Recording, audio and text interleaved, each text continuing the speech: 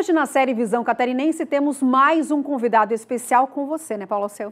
Pois é, prosseguimos com nossas entrevistas, ouvindo personalidades da política e da economia catarinense, sobre esse momento singular na vida de todos nós. Vamos lá, então. Então, estamos recebendo aqui nos estúdios da redação do Grupo ND, o ex-governador Eduardo Pinho Moreira. Obrigado por ter participado, por estar participando conosco aqui na Visão Catarinense. Eu começo lhe perguntando o seguinte: como se consegue resolver um problema de uma pandemia, ou pelo menos controlar o enfrentamento ao vírus, diante de uma crise política que foi estabelecida? Olha, Paulo Alceu, tivemos alguns encaminhamentos corretos e muitos incorretos. Eu acho que o isolamento foi um passo importante, necessário, porque aí nós obedecemos à ciência, mas o que estava por trás disso, a roubalheira que se estabeleceu em Santa Catarina, que envergonha o nosso estado, porque essa notícia agora é nacional, é o processo que vai dificultar a confiança no governo. Então, as recomendações do governo passam a ser vistas com desconfiança. Isso é um fato negativo, mas nós precisamos vencer essa pandemia e todos temos que trabalhar nesse sentido. O senhor é médico, é cardiologista. O isolamento realmente é a melhor solução? Nesse momento, sim. Os exemplos que estão sendo mostrados dos países que fizeram isolamento, das cidades que fizeram isolamento, houve ganho, quer dizer, a doença diminuiu a rapidez do seu contágio. Então eu te diria que tem que ser enfrentado com isolamento, mas é claro que não isolamento radical, porque em Santa Catarina você tem mais de 100 cidades sem nenhum caso nem suspeito. Então essa não pode ser tratada como a nossa capital, que você tem mais de 400 casos já. O que o senhor, que já foi governador, já foi vice-governador, o que o senhor não faria do que está sendo feito nesse momento? O governador não se preparou para ser governador. Ele estava no lugar certo, na hora certa, tomara, né? Mas ele escolheu pessoas que nunca tinham participado do processo político-administrativo. E eles estão errando muito, uma equipe inexperiente que errou muito. O pecado capital, vamos chamar assim, do governador foi o isolamento político, pessoal. Ele não conversou, faltou humildade do governador. Ele tinha que ter uma parceria com os prefeitos de Santa Catarina, de todas as cidades, notadamente da capital, que não falou ainda com o governador nenhuma vez depois que iniciou a pandemia. Então, esse isolamento do governador realmente está impedindo que ele tome decisões mais corretas. E quais as consequências desse tipo de isolamento do governador, que acaba prejudicando o Estado, e já estamos desenhando um colapso econômico, né? Esse é irreversível, né? O colapso econômico, o desastre já aconteceu. Eu acho que as medidas econômicas estão sendo muito tardias. Vamos dar o exemplo de Santa Catarina, Paulo Alceu. A folha de pagamento do Executivo Estadual é de 1 bilhão e 100 milhões por mês. Se você levar isso para todos os executivos do Estado, todos os municípios, você multiplica isso.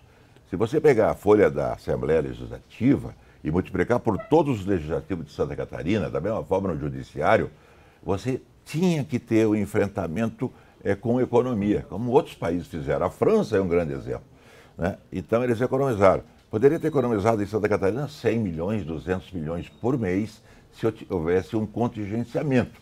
Porque o que vai resolver o problema são recursos públicos. Não é certo que só a iniciativa privada, os informais, paguem essa conta. A área pública tem que pagar também. Como é que o senhor vê o pós-pandemia, já que a gente entrou na área da economia, o senhor acha que o Estado tem como se recuperar rapidamente ou não? Vamos nos recuperar. Santa Catarina é um estado que já mostrou uma capacidade de recuperação. Aqui uma mistura de raças que formou um tecido social extremamente operoso, corajoso, trabalhador. Então eu acho que nós vamos recuperar, mas não será num prazo curto, infelizmente, Paulo Alceu, isso vai demorar. Está se falando muito, o senhor está acompanhando naturalmente, sobre impeachment.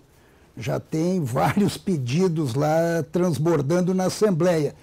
O senhor acha que é o momento ou o senhor acredita que, na verdade, não dá para fugir dessa circunstância? Há um mês atrás me perguntaram sobre o impeachment, a respeito daqueles pagamentos da Procuradoria. Eu disse que não era momento, até porque a pandemia estava começando, estava no meio, vamos chamar assim. Agora, os fatos são muito mais graves, né? Extremamente graves. Então, na segunda-feira, nós fizemos uma reunião virtual com deputados estaduais, deputados federais, o senador Dário, eu, Paulo Afonso, ex-governador, e o MDB vai ter uma posição absolutamente crítica na Assembleia Legislativa. Nossos deputados não vão julgar antecipadamente, mas não se furtarão, opinião manifestada dos dois deputados que fazem parte da CPI, deputado Cobalcini e deputado Sopelsa, que eles não têm nenhum compromisso em inocentar o governador. Se tiver culpa, a conta terá que ser paga. E a partir daí, o que pode acontecer no nosso Estado? Pois é, esse é um problema, uma grande interrogação. Mas se houver culpa, haverá punição e as consequências nós teremos que arcar e conviver com elas. E com a sua experiência, com o seu convívio no poder como governador, de repente, até que ponto o governador não se permitiu a isso acontecer? Não existe licitação de 33 milhões no governo, nem de 20, nem de 10, nem de 5. O senhor já pagou à vista alguma coisa? Oh, Deus me livre. Né? E nenhuma compra acima de 500 mil saía sem o governador ter conhecimento e sem parecer do grupo Isso é quase que uma tradição, claro, né? Claro, não tem conversa, isso é. E a forma como foi feita, ela é extremamente suspeita. Por isso que vamos aguardar o desdobramento. Né? E antes de encerrar a entrevista, eu queria lhe perguntar o seguinte: a grande angústia das pessoas, existe a incerteza em relação ao vírus, mas a grande angústia é o emprego, é o negócio, é o dia de amanhã, como já falamos, é o pós-pandemia. O senhor teria alguma sugestão, de repente, até para auxiliar dentro de uma união de esforços em benefício ao Estado? Eu te diria que nós temos que juntar esforços. Nós temos o setor produtivo de Santa Catarina exemplar para o Brasil inteiro. Então nós temos que ouvir o presidente da Fiesc, da Facisc, da FEComércio, da FCDL. Tem que ouvir.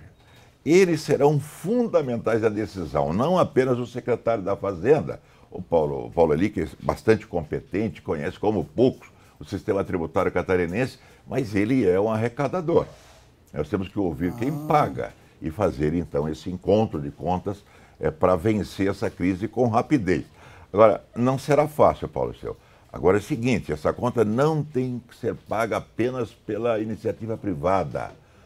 O setor público, municipal, estadual e federal tem que pagar. Quem é o único que produz dinheiro? É o governo federal. E nós temos que aumentar a base monetária, porque as pessoas não vão gastar também. Mesmo que tenha dinheiro, ela vai guardar, pela incerteza do futuro. Então, nós teremos aqui uma inflação baixa, talvez uma deflação.